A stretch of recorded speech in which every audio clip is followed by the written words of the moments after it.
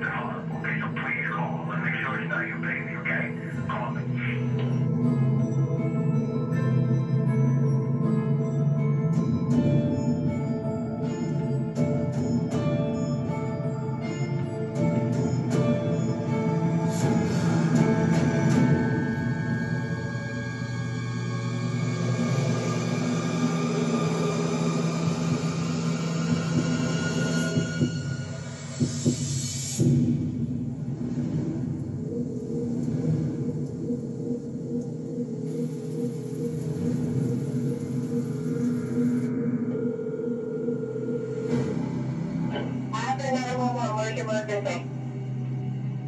She's behind our counter, like, covered in blood. Do you know what happened to her? Is she conscious?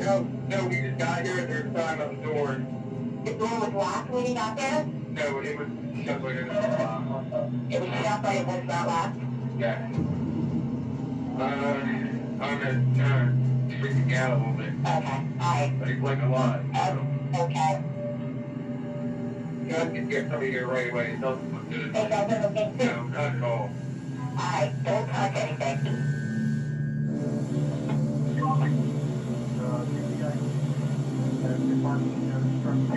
When I get a call of murder prior to being dispatched from the 911 center, an alert tone goes on with the radio. So when you hear that alert tone go off, you know, you go on high alert right away. You know something bad had just happened, something dangerous, something major just happened. You're waiting for where you need to go and what are you going to face when you get there. I received a radio dispatch for a person bleeding at the mattress store. I believe it was 1:47 p.m. It was a Wednesday. I was there probably within a minute. I pulled in, I noticed a delivery truck that was parked parallel to the store, and I saw two young men standing outside, and I could tell by the look on their faces that something bad had happened.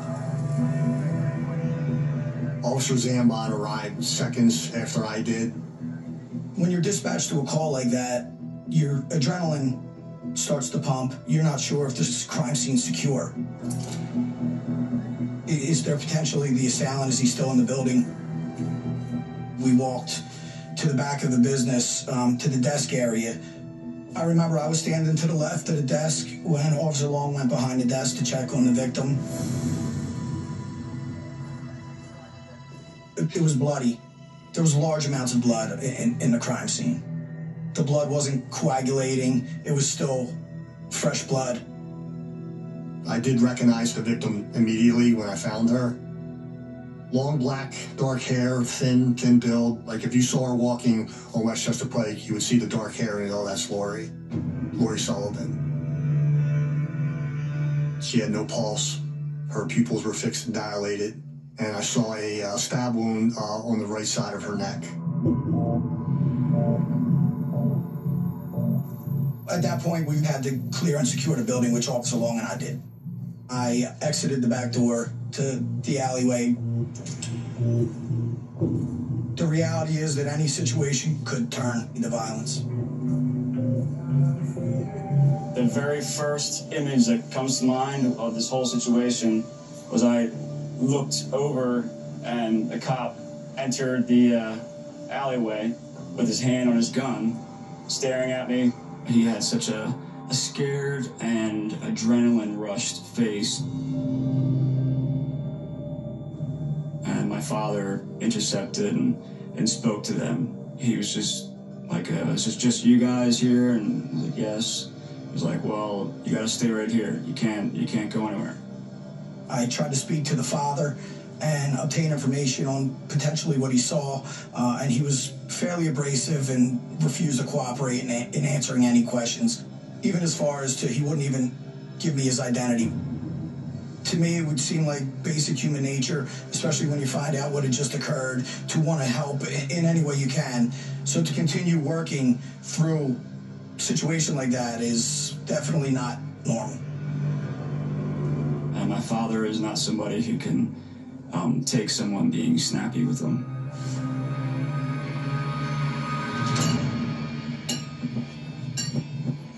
In August of 2005, I was 24, and my father was 52. We acquired this job on the property that the mattress store is on. The people who owned the property wanted to do maintenance on a wall, retaining wall in the back of the store. A couple hours into the job, we were working, and somebody had come around the building, wanted to see what we were doing. And my father definitely talked to somebody before the whole fiasco happened. Where we were working, because it's such a small alley, we're very close to the outer wall of the mattress store. My father said that he heard a scream or something like that, but we're in a highly populated area, and there's people screaming, and kids are playing or something like that. I kept wondering, well, was that Lori? Was that somebody who was killed?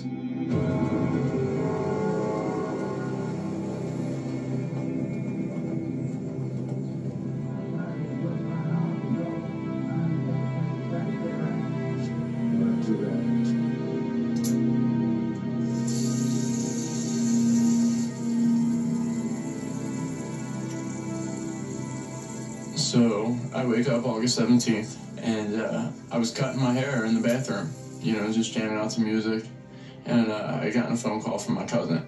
She just said, turn on the news. And it was a helicopter view over top of my mom's store. And the headline said, woman killed at the mattress store in Havertown, Pennsylvania. I remember just instantly thinking, please don't let it be my mom. The only other person that it could have been was the owner's wife, and it was very rare, maybe once every 3 months, that she would work. I remember calling my aunt and telling her I needed her to come home from work right now. We just had to get to Pennsylvania as soon as possible. This is me, my aunt, and my cousin that were in the car when we started driving. I remember feeling numb, feeling blank. There's like a feeling inside of your stomach. It's where it's in knots. You can taste uncertainty. You can taste being unsure about what's going on.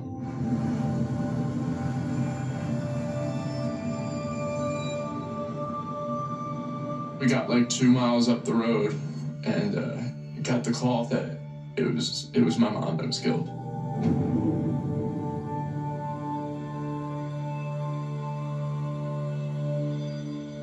And I just remember turning to my aunt and saying, what am I going to do? What am I going to do?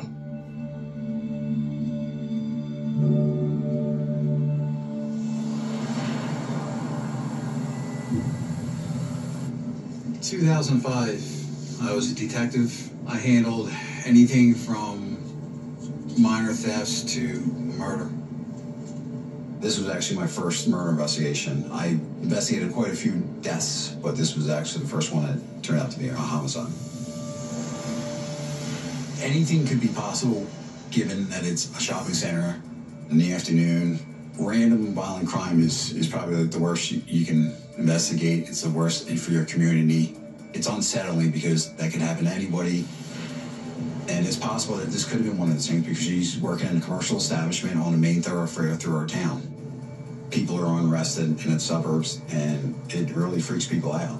There's definitely a lot of stress to get this thing solved. The majority of the blood was behind the counter, like back by the wall. That's where she ended up dying, right there, where the pool of blood was. On the wall, there's blood spatter. We also found inside the bathroom some droplets on the wall. There was a sink in there. It looked like if you have like blood in a sink and you try and wash it up, you can kind of see that faint remnants of it. So whoever went in the bathroom was not Lori, it was the killer. We determined that there was no cash or anything missing from the store. The purse was still there, wasn't even disturbed. The motive of robbery was quickly diminishing. As we were examining the crime scene, there was a lid from a jar. There were some cigarette butts in there. Behind our counter, like covered in blood. They weren't allowed to smoke inside the store. So this was unusual to see cigarette butts inside the store. we needed to find out who smoked those cigarettes.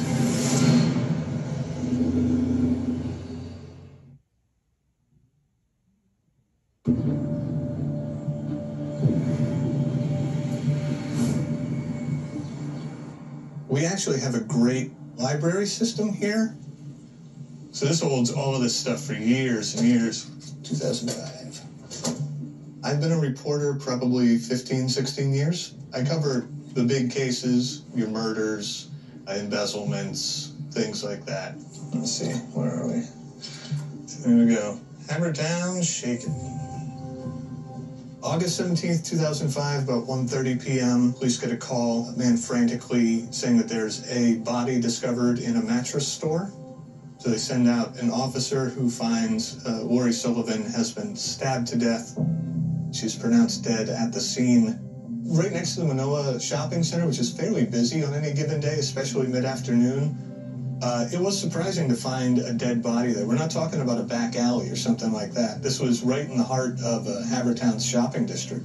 It was really shocking. You're talking about a woman who had apparently no real enemies, found dead inside of her place of business. The big questions were, who did it? Why did they do it? And how quickly could police find them?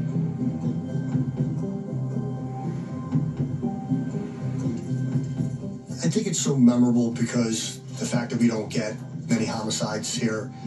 You know, here you say you remember the homicide of 2005. Everybody knows it's the mattress store. So people still call it the mattress store murder. This photograph depicts what I saw when I first went behind the counter with Lori lying on the ground, and she had what I thought at the time was a white pillow. I think it turned out to be a blanket of some sort. It was partially around her head. It was covered in blood. And then I saw a stab wound on the right side of her neck. And then I looked down, and between the body and the counter, a knife and a box cutter on the floor. The box cutter had like a floral pattern to it. The knife looked like something somebody used as a hunting knife. It is definitely unusual to see two knives. I mean, usually if there's a stabbing, then there's usually one knife. We have to figure out why, what role did it play. This photograph depicts the chair behind the counter that had blood on it. She may have actually been seated in the chair and was stabbed from behind. And so someone came up behind her and maybe grabbed her and went like that. When you stab someone with a knife like that, first thing you think is the victim knew the assailant.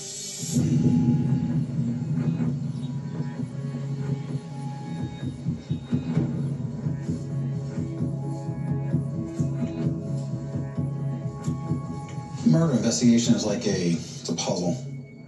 Everybody says all the information you need is there. You just got to put all the pieces together in the right order. They always say that you want to solve the homicide within 48 hours because everything's fresh, the parts are all moving. The victim's name was Lori Sullivan. She was 39. Lori had been married 3 times. She was the mom to 5 kids, 2 of them being stepchildren. That in itself is a lot. And then she absorbs all these other friends of their sons, and she takes other kids under their wing. They stay at home. So a lot of people looked up to Lori as a mother figure. The 2 delivery men was Ryan and Jason. They're the ones that made the 911 call. Is she awake at all? Lori. Ryan and Lori had a strong mother-son kind of relationship. She's me mom. Me mom was the name that she wanted to go by. She was a really, really pretty woman. She was very happy. Her smile was really engaging. But my mom had, a really big heart when it comes to kids. Giving them the opportunity to succeed in life. She was the neighborhood mom. She would take in these roles for anyone that, was missing that. She took Ryan in and took the role as his mother because, his mother wasn't really around. Ryan actually, he looked up to her as a mother. She got him that job. As we were talking to Ryan, we were kind of started pressing for further information. We're asking him for questions about family life, and we're trying to start putting these things together. And he's kind of holding back a little bit and kind of sidestepping some issues. You can see there's some hesitation in disclosing everything. It's not a normal reaction, like he might be involved, he might be hiding something, he might know something more. So we're not eliminating him as a suspect. We asked about that utility knife. He said that that was Lori's. She would use it to open up boxes, like a lot of times when they get deliveries, I have to open up boxes. So that was her knife that she left in the store. We asked him about the other knife, the hunting knife, and if he knows who that belonged to.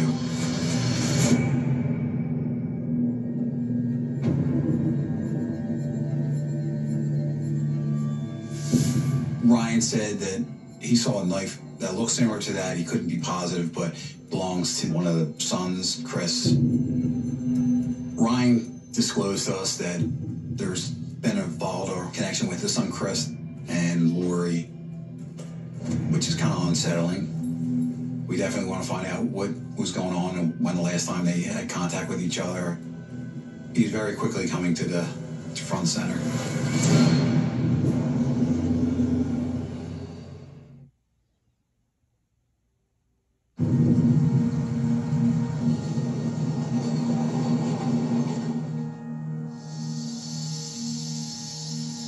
So Lori's been gone now, it's coming up on 15 years.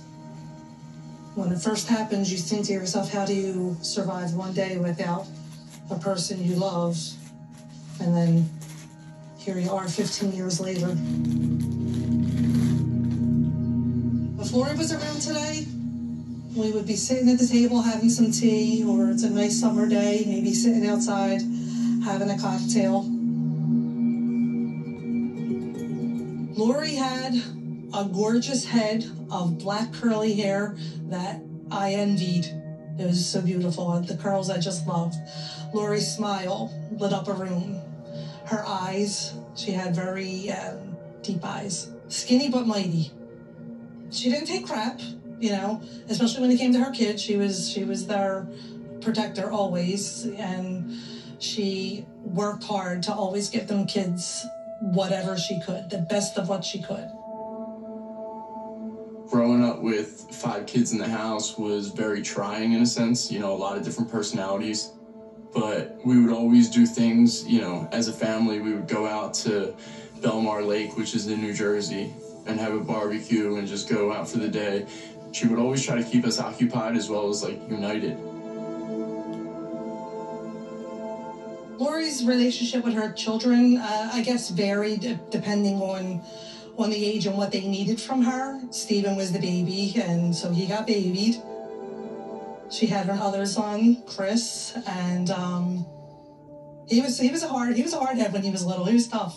He was a little bad butt. He didn't take crap either. He took after his mother that way for sure. Things are developing very quickly. Ryan tells us that there was differences between Lori and her son, Chris. They weren't talking, and it was a very bad relationship right now. We just had to talk to him and figure out where everybody was and what everybody's doing at the time.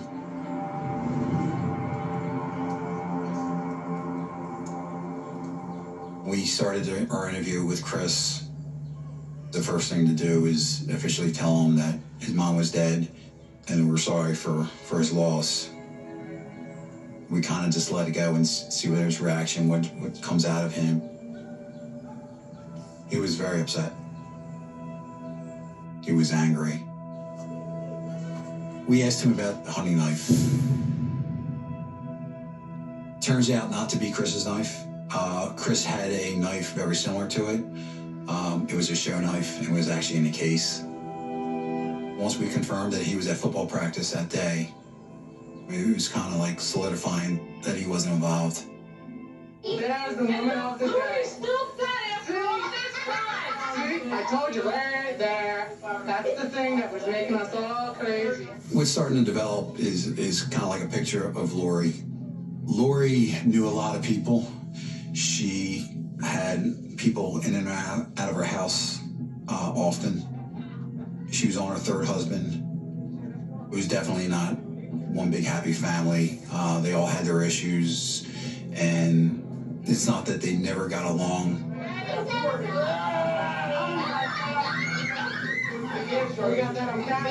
It's just, you know, 1 week they're fine, a couple weeks later they're not.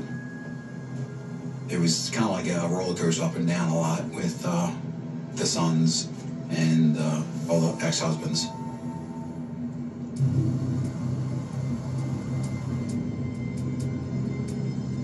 There's a duality of man, right? I mean, there's the sort of the one side of people that everybody wants them to see, and then there's the other, which might be a little closer to reality, even if it's a little less polished. When police start to delve into Lori's family life, they find that there are all of these overlapping circles of people and children, ex-husbands. You almost need like a flow chart to keep it all straight. Lori has one current husband and 2 ex-husbands. When Lori Sullivan was 18, she was married to a man named John Vink.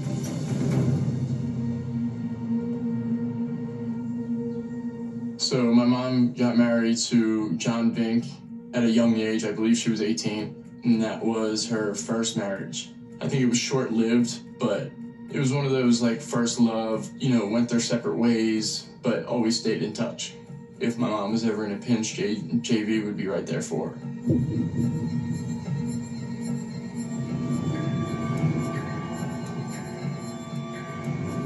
We spoke with the first husband, John. He came to headquarters and he was kind of upset and concerned. He was very cooperative. And John gives us background information on what happened at the end of their marriage. Lori and John were always going back and forth. They had a very rocky relationship. Lori's relationship with John ended when she actually got with Michael Mitchell, her second husband. Lori and Michael also had a very rocky relationship. Lori was described as the quintessential tough chick. You know, she didn't take anything from anybody. And people really respected that about her, but it also led to some, you know, strange relationships. Yo, who's that guilty party behind the baby? She loved hard and she fought hard. She didn't back down if she felt that she was being wronged or if her children were being wronged. Sometimes she didn't choose the best people. They're maybe not the best all the time. They have their good points, but they're definitely not the healthiest thing in our life.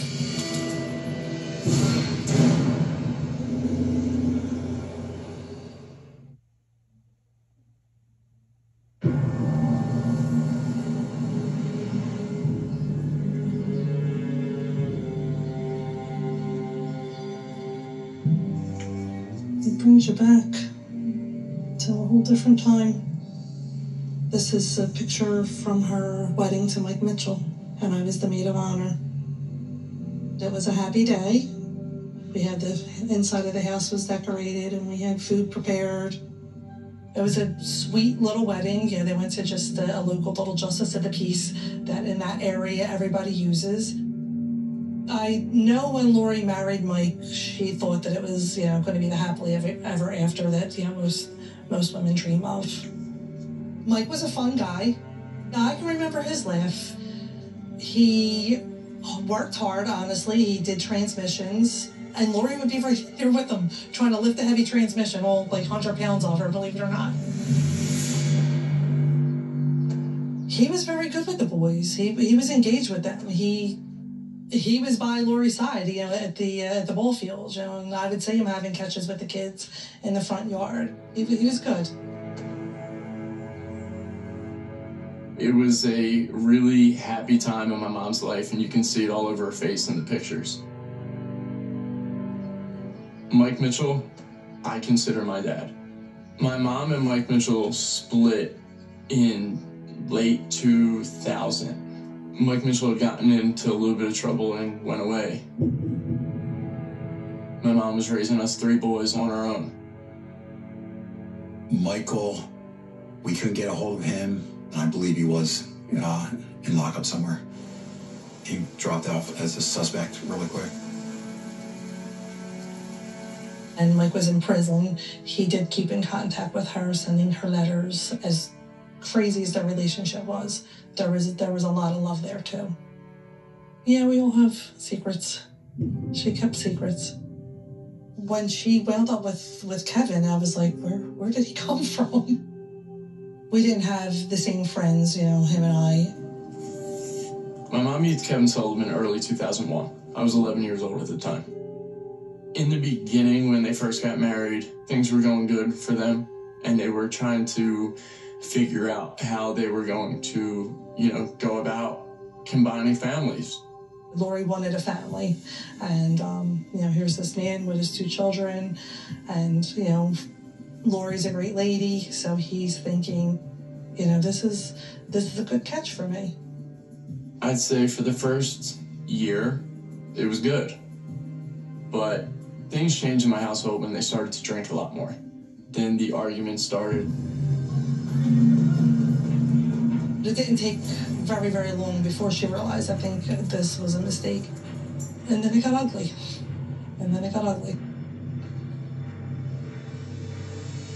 My mom and Kevin were fighting all the time. Just that, you know. Even at a young age, you know, I realized that nothing that I did or said was going to change the reality of what was going on. At the beginning of June 2005, me and Kevin Sr. had gotten into an argument. I don't really recall what it was about, but I know that it escalated. And eventually, I finally drew the line, and we were like, that's enough. I'm not going to participate in this. At that point in time, I think that my mom accepted the fact that I was better off not in the house.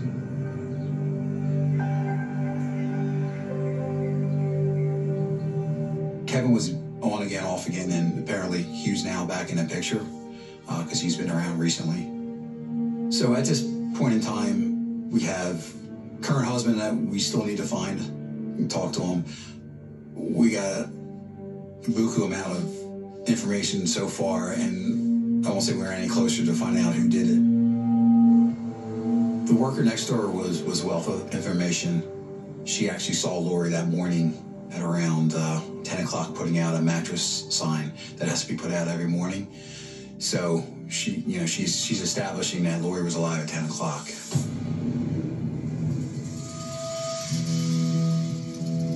Sometimes the smallest clues are things that you don't even think of. They turn out to break the case.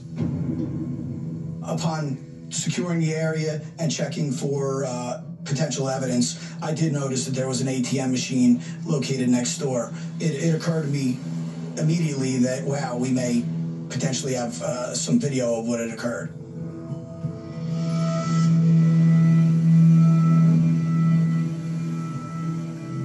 We actually got footage from the bank, which did capture a white car driving on the sidewalk away from the store. Footage was important because it establishes a time frame of what's going on. It's at 10:16 a.m. And you'll see in a couple seconds the driver coming from the mattress store, which is on the other side of this stone wall. Drive over the sidewalk, you can go to the left. Number one, it's unusual, it's driving on the sidewalk, which is a wall that separated the bank and the mattress store. The person driving this vehicle could be the killer.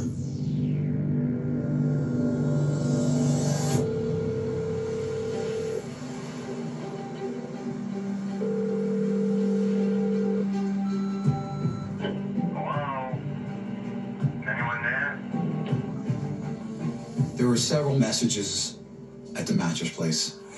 I believe there's like 15 messages on the answer machine.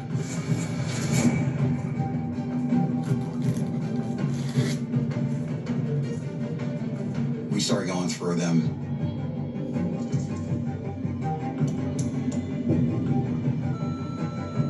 Pick up. Me, Steve. Pick up the phone. I'll be home.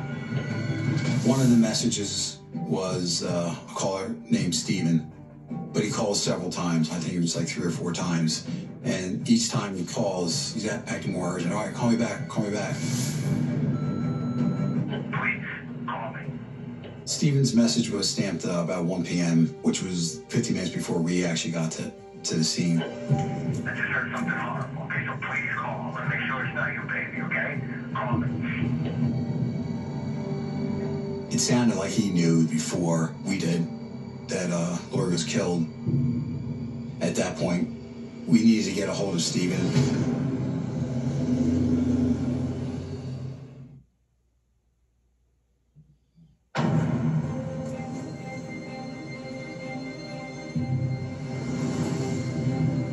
You can feel you're getting closer. Adrenaline was definitely starting to pump up there. It's now maybe around 7 o'clock in the morning. We've been up all night. You just want to get this done. At the store, we found messages on the answer machine. There was a couple on there that definitely piqued our interest. I just heard something horrible, okay? So please call and make sure it's not your baby, okay? Pick up. Hey, Steve, pick up the phone. Steven turned out to be Stephen Sullivan. He is Kevin Sullivan's brother. Kevin Sullivan was Lori's husband. This is the house right here. This was Kevin's mother's house. Steven also lived here. At the house, we located the white four-door car in the driveway. The same type of white car captured on the ATM camera. We eventually found out that the car actually belonged to Lori, and that's when we ended up talking with Steven. Steven tells us that him and his brother were supposed to be working that day as a roofer. Kevin never showed up at work. He was supposed to be there by 9. He never showed. So Steven kept called his house, and he called the store to try and get a hold of him. And at some point, Kevin calls him back. He said, "Can I come over?" And they have a conversation. And this is where Kevin tells Steven that he just messed up.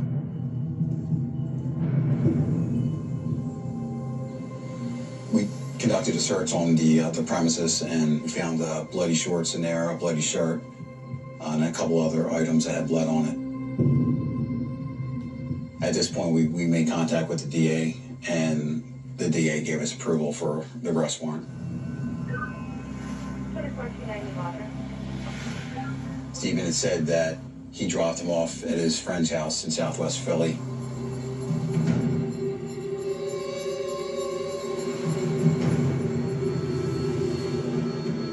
We had officers on this side of the block, and I was actually in the car over there. We noticed men coming out of the house. Resembling Kevin was walking down the door. As soon as he cleared the steps here, we had officers down on this side. So at that point, we had him in custody. It was over.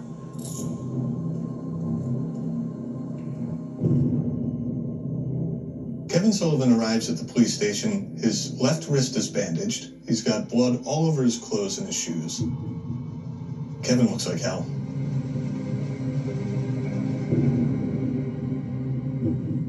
Kevin was brought into our interrogation room. He was read his Miranda rights, and he wanted to talk, so he waived his rights. He said that on the date of the murder, he woke up and actually drove her to work in the morning. Once he dropped her off at work around 10 o'clock, he left to go get her cigarettes and get some gas in the car. That's what we captured on the ATM camera. He comes back to the mattress place.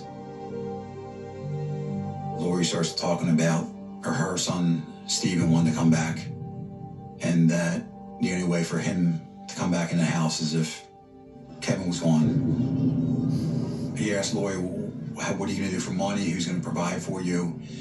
And then that's when she kind of starts getting into his face, saying, I have ex-husbands that I can rely on. They can provide me money.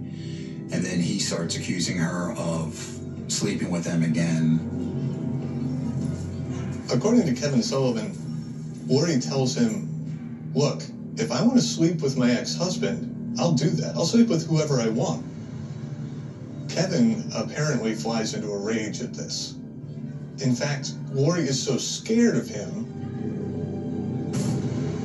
that she gets a knife and actually sort of keeps him at bay with it. He says that Lori had pulled the hunting knife on him. Kevin says she was really getting into his face, and, you know, she was an assailant at some point. According to Kevin, he struggled to get the knife away from Lori, and as he did so, chair tips backward, and the knife allegedly goes into her neck accidentally. And he looked over and saw Lori on the ground. He said that the knife was sticking out of her neck. He said at that point he pulled it out. At that point he looked down and he saw a gash in his arm. We asked him about the cut, you know, on him. How did you get that? He kept saying he did not know. Kevin claims that he would never hurt Lori. And he also said it was self-defense, which did not hold water at all. We had an overwhelming amount of evidence against Kevin. She was stabbed a total of 3 times. And you can't accidentally stab somebody 3 times. So, in my mind, this wasn't some blackout episode. This was someone that wanted to kill her. Kevin had an injury on his left wrist. Prior to joining the Haverford Township Police Department, I worked for the Delaware County Medical Examiner's Office for 14 years. I had seen an injury like that a lot of times. It looked like a superficial incised wound. As it goes from top to bottom, it gets deeper. And that's classic self-inflicted wound. The box cutter blade is coming into play now. The injury on his wrist was a very clean instrument. It's a very sharp instrument. The hunting knife, which is good for stabbing, is not really good for slicing. He says that when he looked over and saw the knife still in Lori, he was already bleeding. So he had to use another knife to cut himself if the knife was still in her. After he killed her, he saw all the blood on Lori and he tried to clean her up. And then he sat down and had a cigarette. He not only sat there and watched her bleed out, he smoked a cigarette. And then after that, he smoked another one. I found that to be really cold-blooded.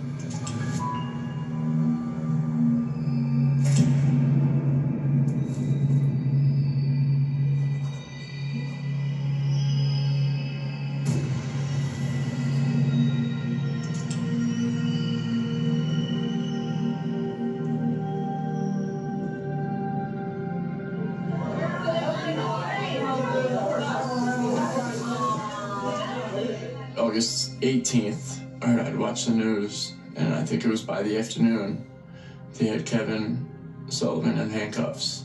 And I just remember being disgusted, looking at a coward. Even though it wasn't my choice, I let you into my home. You destroyed my family. You took everything I ever had.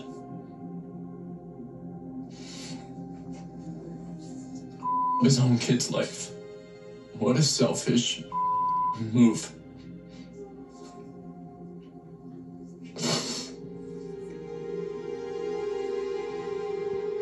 All 5 of us kids without any parents. Put a whole community in fear. Because he couldn't accept the fact that it was over. That my mom was finally gonna get her independence back and walk away.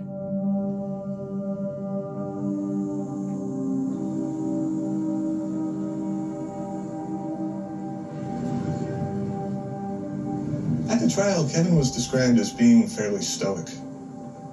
He just sat there emotionless through the whole thing. It takes the jury about 2.5 hours to convict Kevin Sullivan of first-degree murder and possession of a weapon of crime. I said guilty, and I just remember being emotionless. I wasn't even happy. It wasn't good enough. It wasn't good enough. He shouldn't be able to live his life if she can't. Kevin Sullivan was sentenced to life imprisonment without parole, plus an additional 5 years for weapons charges, which basically means he'll never be able to get out of prison. I'm glad he's where he is. He took a precious person from us. And it's unforgivable to me. I don't want to say I forgive him because I don't. Me and my friends, took hours. It was actually the night before one of the vigils. The 303 stands for Mom. And this was hanging outside of, the mattress store. What I miss most about my mom is the ability to call her. Being able to pick up the phone and hear her voice. Having my biggest supporter in my corner. And wishing that she was here to love my son, because that was her thing, and she couldn't wait until she became a grandma. She was always looking forward to that.